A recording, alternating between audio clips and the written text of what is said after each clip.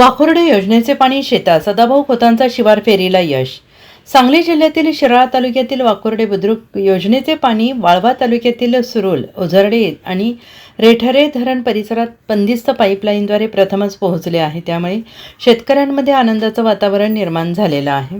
महाराष्ट्राचे माजी कृषी मंत्री आमदार सदाभाऊ खोत यांनी शेतकऱ्यांच्या बांधावर जाऊन शासकीय अधिकाऱ्यांसह शिवार फेरी काढत कामांची पाहणी केली आहे। या फेरीनंतर आज प्रत्यक्षात पाणी सुरू झाले।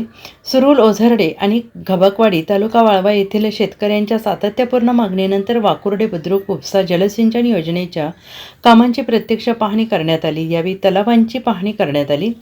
महायुती सरकार शेतकऱ्यांच्या प्रगतीसाठी विविध योजनांद्वारे पाठीशी उभा आहे। तसेच जिल्हा आणि तालुका स्तरावरील अधिकारी शेतकऱ्यांच्या हितासाठी कार्यरत असल्याचे यावेळी सांगण्यात आलं आहे। आमदार सदाभाऊ खोत यांच्या शिवार फेरीनंतर आज या भागात पाणी सुरू झाल्याने शेतकऱ्यांना मोठा दिलासा मिळाला आहे।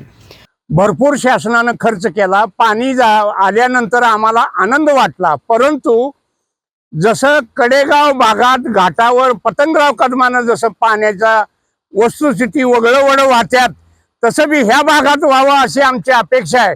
शासनाला मी विनंती करतो, एवढा जनतेचा पैसा शासनानं हा खर्च केलाय, तरी तो वाया जाऊन शेतकऱ्याला अजिबात ह्याचा आता इथून पुढे फायदा झालेला नाही, तर फायदा व्हावा। एक तरी शेतीला पाणी पाटाद्वारे द्यावावं, नसेल तर प्रत्येक ओढ्याला वगळीला पाणी सोडावं, जेणेकरून शेतकऱ्याच्या विहिरी भरतील आणि त्यांना फायदा होईल। Bureau report, SPN Marathi, Ozarde.